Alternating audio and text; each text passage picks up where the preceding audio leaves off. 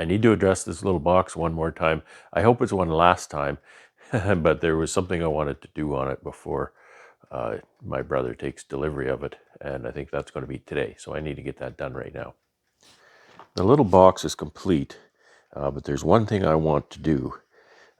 You can't really tell how heavy it is. It is got some weight to it, and so I'm a little concerned about structural integrity. Now the handle in this piece is obviously mechanically secure there, so that's not a problem. However, the jars sit on the bottom, obviously, and the bottom is lifted by the side, and so that's a shear joint here with only glue adhesion. Now the glue is really good glue. There's a little bit of help here to hold that, but I really would like to have something there for mechanical adhesion. So what I did was, yesterday I was in the store, I bought some nice little brass screws. I'm just going to drive 2 brass screws through here into there. So what I have to be careful of is this bottom piece is the same thickness as this end piece. So you can see that it's, I think that's 1/2 inch is what I milled that to. So I need to make sure that I don't deviate up farther than 1/4 inch here. And I want to make sure they're nicely spaced so that the eye isn't drawn to that in a negative way. And I think I can do that on my drill press just to make sure I get it nice and straight.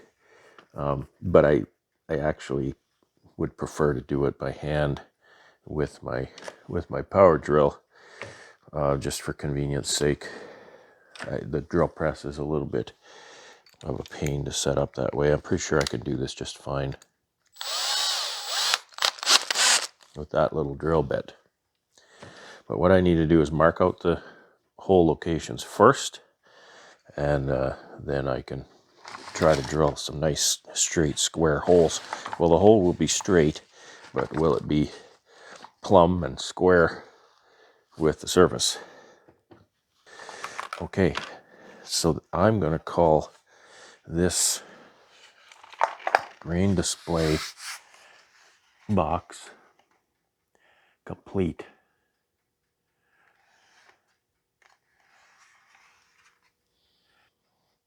While I'm in the mode of finishing, this is my pie shed, or Pie Caddy, as you may have seen in past videos. And it just, because I used a shellac finish on that, it's been a few years. It's showing a little bit of age, so I can easily give that a quick sanding and apply a new nice coat of shellac.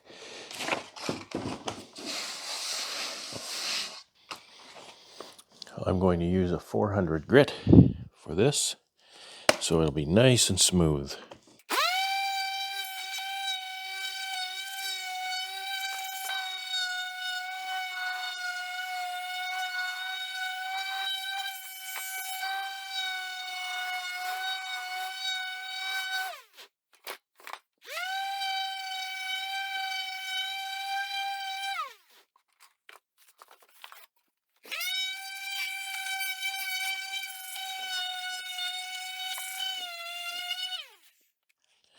That just makes that finish glassy right away. So there's a few parts here that I can't do with the machine. Just touch it up by hand. After a piece is contoured and has an initial sanding to it, don't be afraid to get the sandpaper out and do it by hand, because again, you know, the guy, I took a finishing course one time, a finishing class, and the first thing a guy said about sanding was, he said the problem with sanding is most people don't know when they're finished sanding. I tend to agree with him, because you see how much I'm hitting this with the sandpaper. You'd think, well, maybe not at all. Well, that's enough, right? So we got that that cloudy dust on there. That's really nice. That's really, really nice. I can get a layer of shellac on that, and then I can sand that nice and smooth again. I didn't do it on the other project, but after you're done sanding to 400 grit or something, you can get out a double aught or triple aught steel wool and polish a surface, shellac surface with that to make it even smoother. I don't know why you'd want something smoother than that. That's like a baby's bottom, that.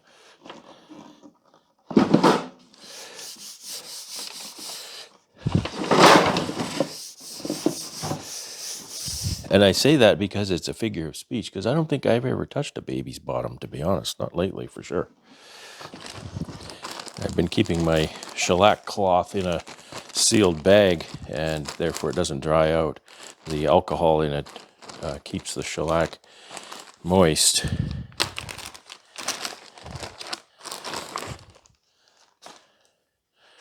I've only got one glove, so I have to be careful not to touch it.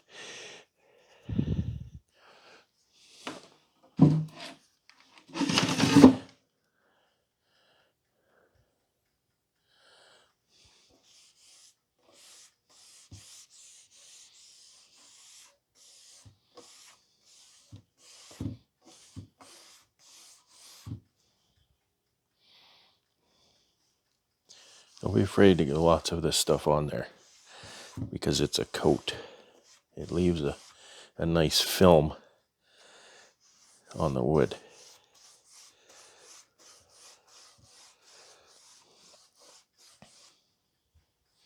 And in my opinion, if there are a few streaks or imperfections, something here and there, that's fine. It adds to the authenticity of the finish. That's my opinion. And maybe it's justification for not doing a better job, which is entirely possible.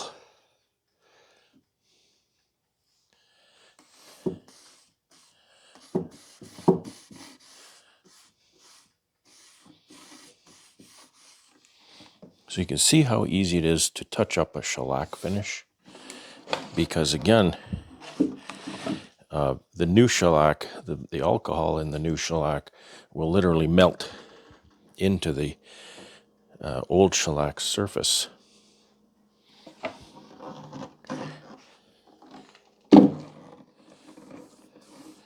And become one. And that dust is fine because it's shellac dust, and it will also melt with the alcohol in the new shellac.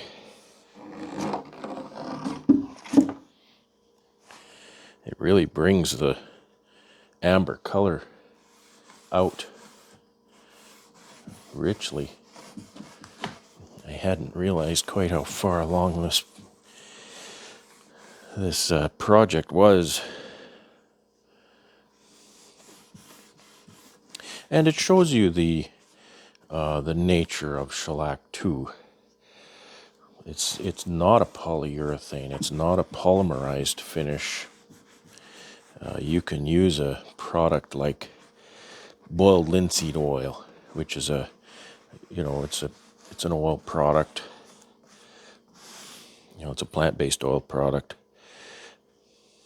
But after you apply it, it polymerizes. It kind of dries, like any oil product will, in time, dry. And when it dries, that's polymerization. It literally turns to a film of plastic. And yes, natural plant-based oils will polymerize into a plastic. I'm starting to touch this handle, so I'll just wipe the whole thing. It's starting to dry there, so I can keep reapplying that.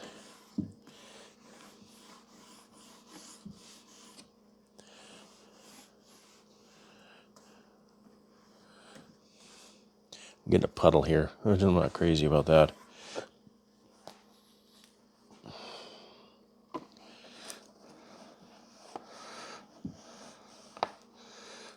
If you get a puddle of shellac, it won't go away. It'll just dry as a puddle.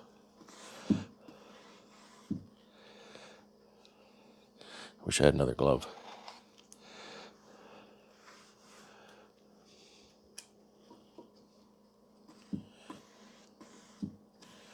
The top is probably the part that takes the biggest beating, or at least it's the part that you'll notice first if the finish isn't in good condition. See, I can't lift it up now because I've put shellac on the handle.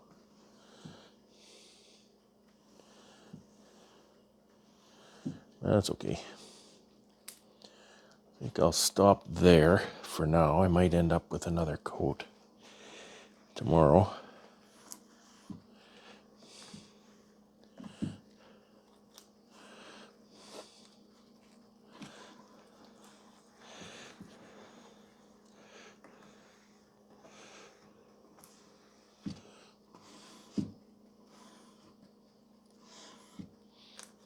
That front edge seems to dry really fast.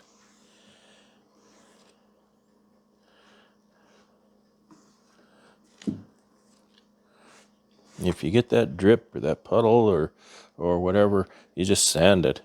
You can sand it right down. You have to be careful, don't burn right through the finish. And if you've used a stain, you'll burn through the stain and then you have to start over again. Okay, that's today in the wood shop. I shouldn't be doing wood finish with my new t-shirt on, but I think I did okay. I didn't get any on my t-shirt. Thanks for watching. It's Wednesday, January 29th, 2025. You may see a little color in my cheeks. I was outside. It's a bit breezy out there. It has cooled down quite a bit. I'm looking at, let's look at my weather app on my phone. It really only is -9 out there, so it's really not that cold. But it's breezy, so it feels pretty cool when you get out in that. I just had to do a couple things outside, so I wasn't real bundled up or anything, and therefore I got a bit chilled, a bit chilled. It was a bit chilly. So anyway, enough about the weather.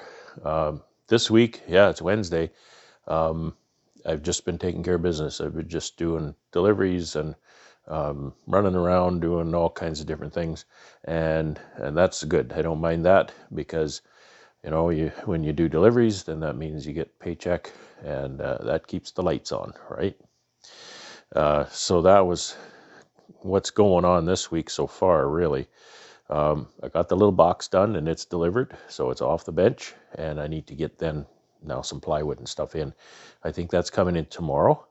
I didn't want to fill the shop with production quite yet because tonight I was asked to do a presentation for Colorado beekeepers about where the wood shop interfaces with beekeeping, and particularly things like if you want to build your own equipment, kind of this is what you're looking at. And if you want to repair equipment, this is some of the things that you can do. Just some basic stuff. This is not an advanced woodworking course. It's not even going to be very comprehensive because we only have an hour and a half. I could fill 2 weeks if you wanted, but this is going to be an hour and a half. So just to give you some ideas of gather some information on where you might want to go with your woodworking, where your beekeeping is concerned. So it's going to be a lot of fun. Otherwise, what I'll show you here today dovetails in with a problem that I've had recently. And those of you who live particularly in rural areas know that you don't always have redundant sources of energy, meaning a lot of times in the city, you'll have electricity, you'll have gas, natural gas power. Some people have electricity and propane. Some people, you see what I'm getting at. So in this area, there's nothing but electricity serviced to our home and my farm. So I really rely on having a generator here to help me sleep at night and fill in the gaps when there's a problem, because there are outages. Our electrical utility are extremely fast and thorough fixing problems, and they've built robust infrastructure in the first place. So whereas years ago, 20 years ago here, I used to get a 3-minute outage a couple times a week. Now I don't. I'll get a 6-hour outage every year and a half or something like that. Just because there's a storm and lightning hits a pole and splits it in two or something like that.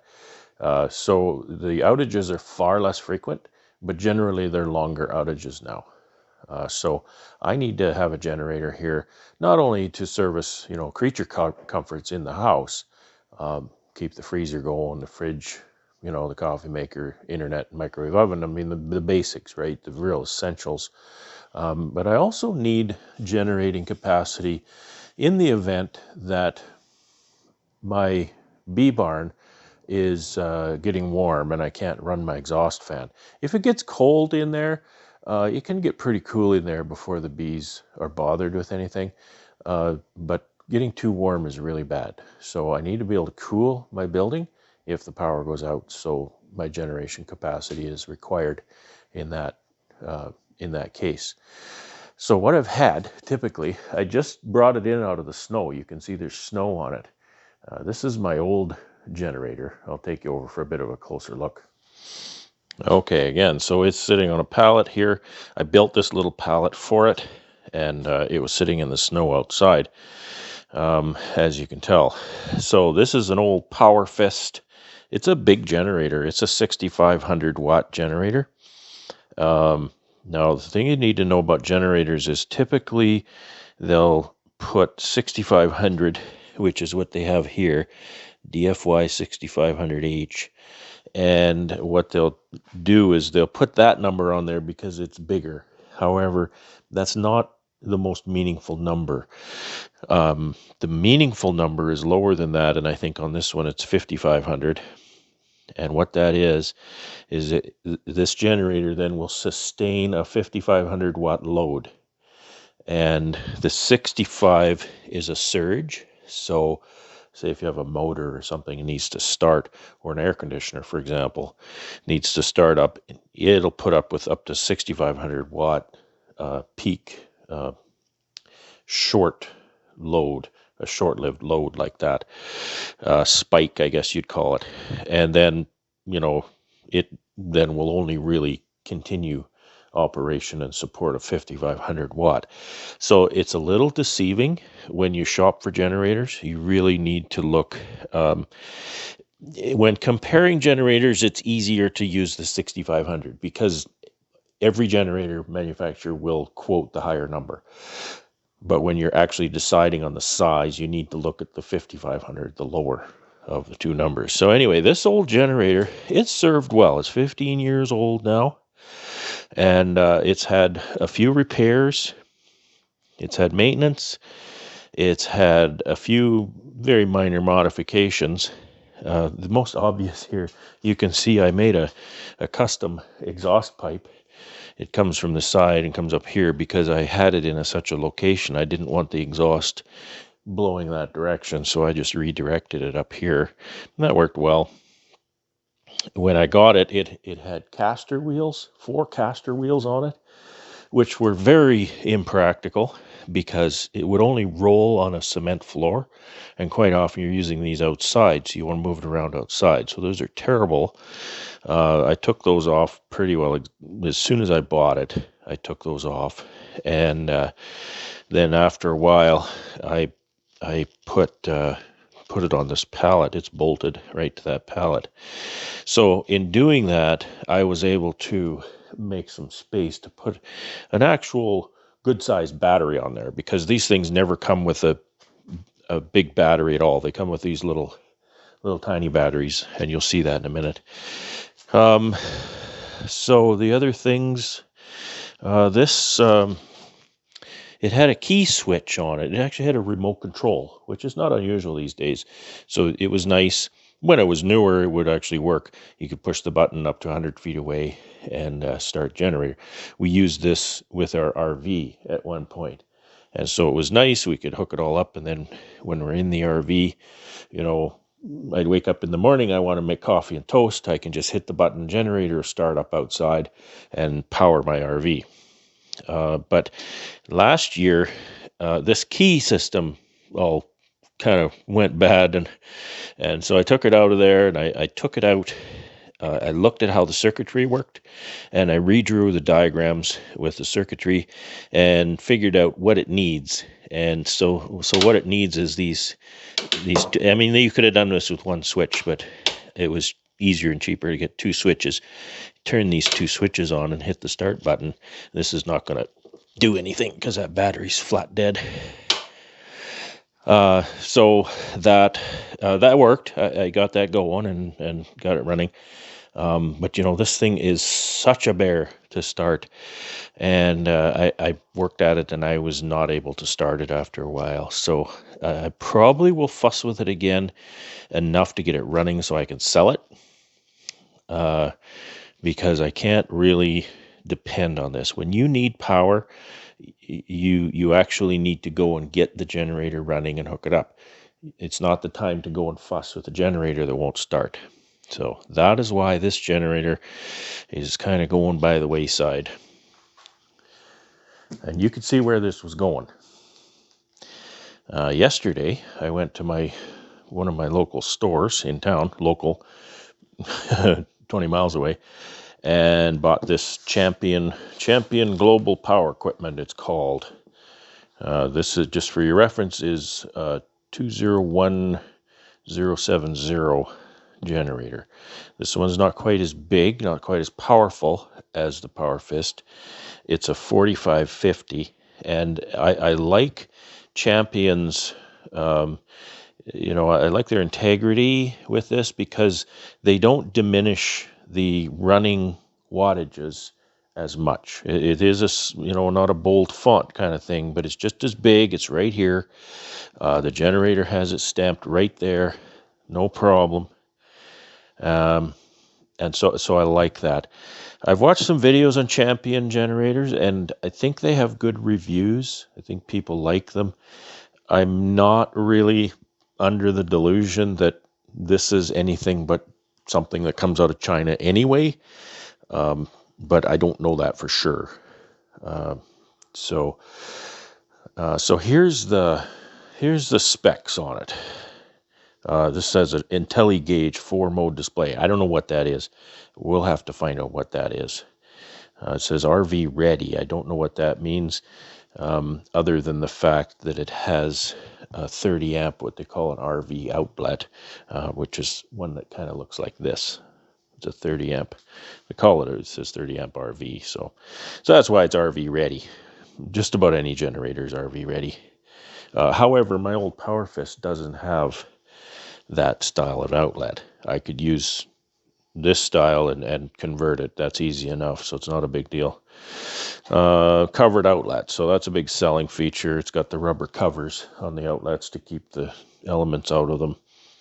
Cold start, easy starts in cold weather. Well, that'll be really nice because I have to keep my generator in my heated building in the winter so that it'll start up when I need it to. Nice thing, 3-year warranty. That's nice. Often you only get 1-year warranty with stuff. Free technical support. That's great. It's also, ETL certified, ETL listed. Includes the 5W30 oil that you need to put in it.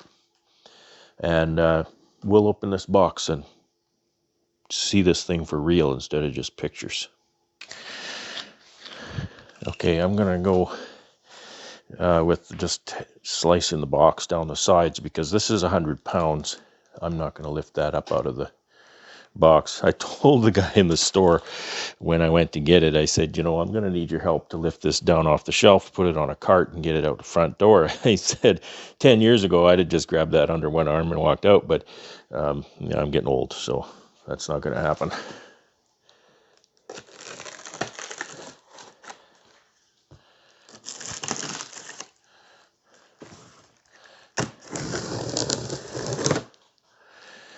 So for reference, I got this on sale. I bought it at Canadian Tire, which is weird because I don't generally shop there. But I looked online, I compared probably 50 different generators and different deals and different sales. And this actually really spoke to me. I almost bought a different one that was way bigger, but I wasn't confident with the reviews on it. And I wasn't confident in that brand. It just kind of looked like nothing different than what I have. This may be nothing different than what I have, but you know, it's a different brand anyway. Well, here's a little table. I'll tell you this. So again, this is 3,650 watts. You say, well, what'll that run? This thing says that a refrigerator will use 700 watts. A sump pump will use 800. A well pump will use 1,000. Furnace will run 600. Well, that's a gas furnace, not electric and not a geothermal. My geothermal furnace runs about 3,500 watts. 4,000 watts for a water heater. So this, you can see, really isn't quite big enough for a water heater. Window AC, 1,800 watts. But then again, it has starting wattages, which are much higher. Particularly things like a refrigerator at 700 watts is 2,200 watts to start, right? So, and a water heater is 0 to start because it's just an element. So these are the kinds of things that you can expect to run on a generator. 1,000 watts for a microwave, 1,500 watts for a coffee maker, 800 watts for a laptop, 20 watts for a modem and router, all that stuff. So that gives you an idea of kind of what we're looking at with this. And again, it's not as big as my old one, so I'm hoping I won't be disappointed in that. The old one, I don't think I ever hooked a load to that I could even hear the engine work at all. Okay, so I'll take some of the stuff out of it here.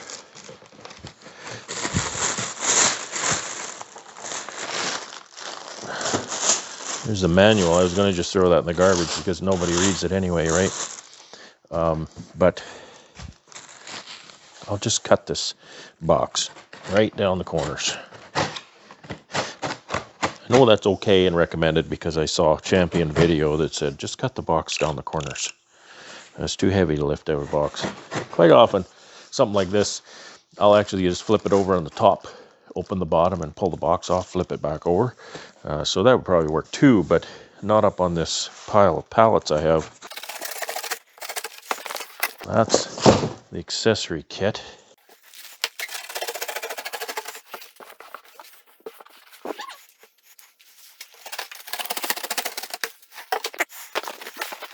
In the accessory kit, as promised, is 0.6 liters of 5W30 oil.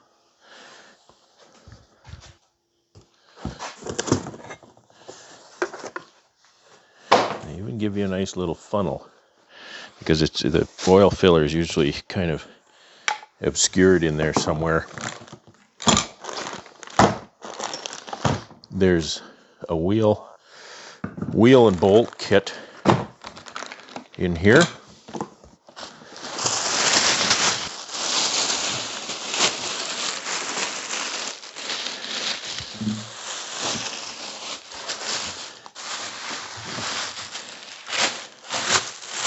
Okay, so there it is. It has a handle here for transport. It doesn't lock up, you just grab it and walk away. So I'm assuming that the wheels then go on the opposite end. I'll try to get this box out of here.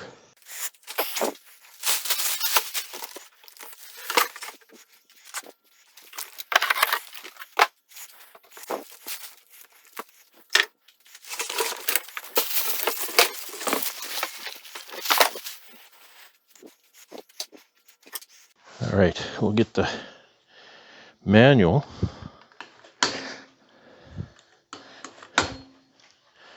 Like most guys, I don't need the manual, but we'll take a look at it anyway. So here's it says put 5W30 oil in it.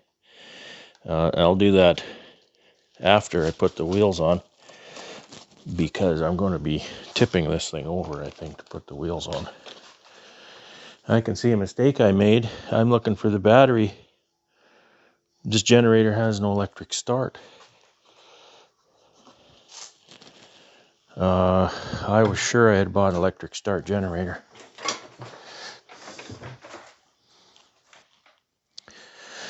So this is as far as the unboxing will proceed, and it will turn into a reboxing.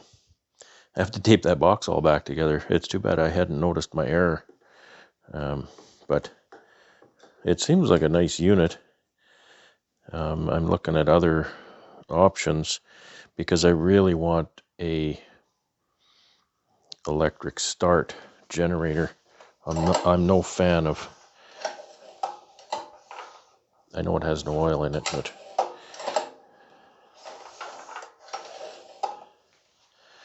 I'm no fan of pulling recoils. So just to show you around, that's that big generator, or RV generator outlet there. And these are 20 amp, so they're not just 15 amp outlets, they're 20s, and everything has a breaker. These are not GFCIs. And this is a 120 volt 30 amp. So this is, I can't believe I made such a mistake. I just looked at so many generators that I guess I made a mistake on what I decided on, because I really want a 240 volt outlet as well. So this is definitely too small. Yeah, electric start really only comes on the larger generators. I think you can get them this size, but this is probably one of the smaller ones that you can get with electric start. So, all right, let's start putting this puppy back together. I think I am going to flip it over and get that box on it. I have to tape that box up. I won't bore you with that part. I'll do another unboxing when I get the generator that I'm going to keep. So it was kind of exciting for a few minutes, but we'll take this back. I phoned the store already, and they said, yeah, no problem, 90 days, as long as it's all there and it's, you know, the box is all in one piece to resell. That's not an issue. So that was really good. And I have to find, they said I could get refund or credit for another one. I'm looking at what they have, and they have a big generator. It's a 10,000, 8,000 electric start. It's on a good discount. It's a $300 discount, but it's $1,000. This was like $450 or something. So it's $1,000 on sale. It's a big generator.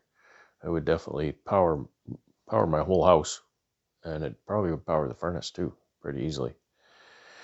So I have to decide, do I want to spend that much money, and do I want to get into one that big? Because then they get really heavy and burn a lot of fuel and make a lot of noise. That's one thing about this old Power Fist. Wow, is it ever noisy? Wow, is it ever noisy? It's it's probably the worst part about it. Well, except for now, it won't run. Anyway, thanks for watching this much of this. Hopefully I'll come back with another generator soon. Take care and have fun. It's Thursday, January 30, 2025. Tomorrow's the last day of January, and January is a bit unique in the way I feel at the end of the month. Most months I feel like, wow, time's going by so fast, and it's a little bit of angst because didn't accomplish what I wanted to before the next month arrived, sort of thing. But poor old January, nobody is ever sad to see January go. It's like, it's not that February is really so great, but February has the promise of something better. January is just, it's just going to be January. So I kind of feel encouraged.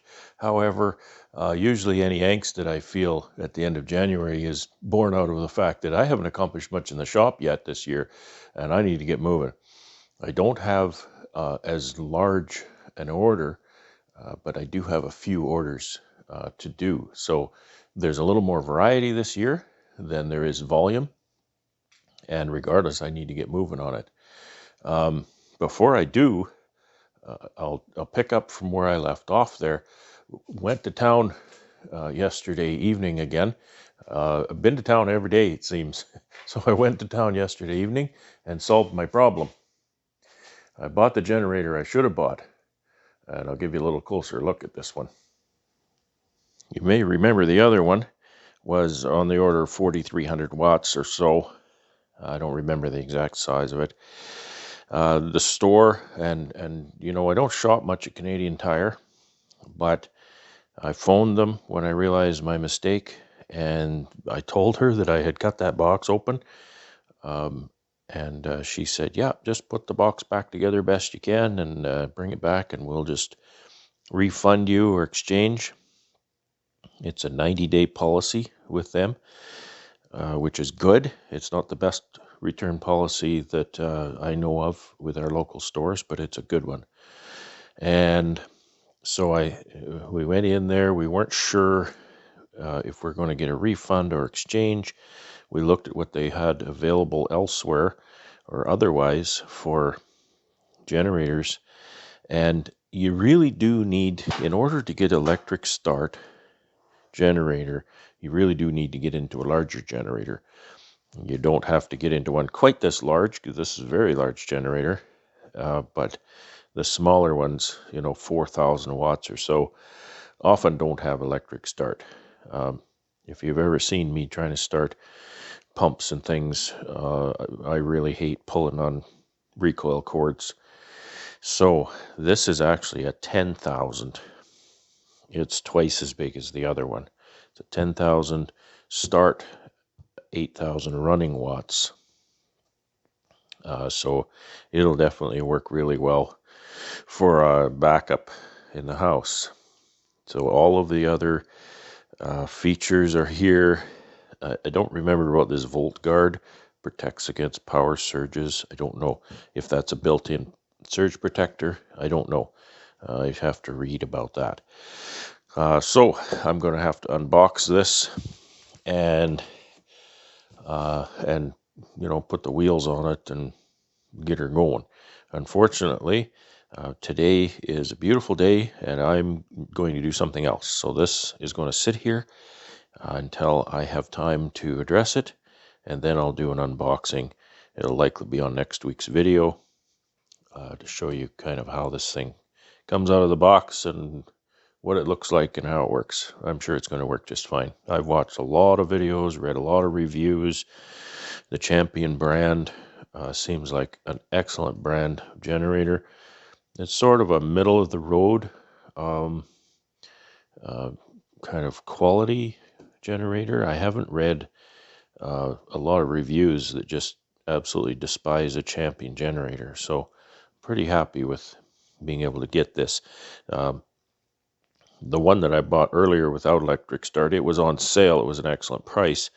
And then so we looked at this one. It was also on sale. So there was still a pretty substantial discount on this generator. So we'll just leave it at that for now, and we'll go on with the other work that has to be done. You can see the sun streaming into the building here, and that sort of encourages me to get onto this portion of the build, because I'm going to be cutting some 16-foot 1x8s.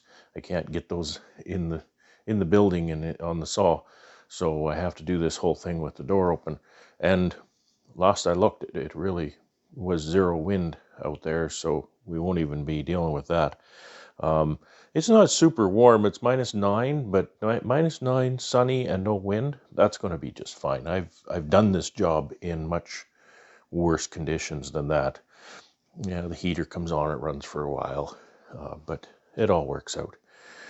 So I need to cut up 3 of these 1x8s.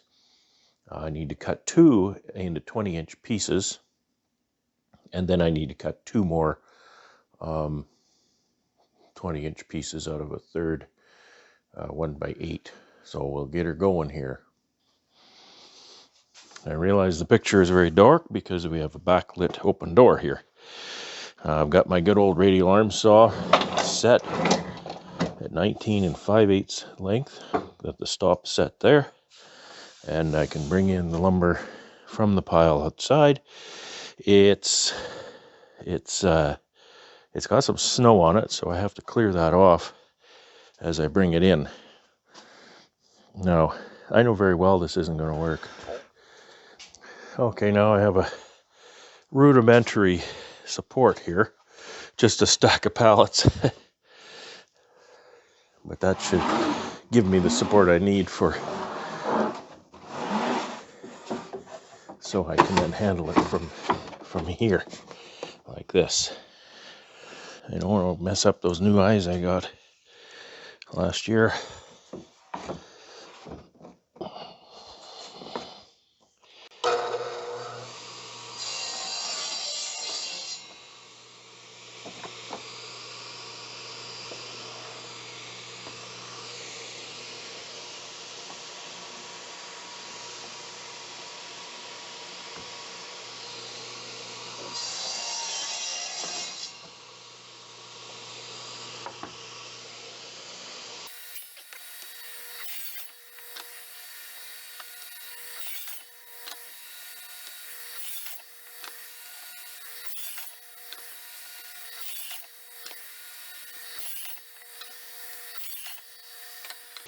And that's what's left over.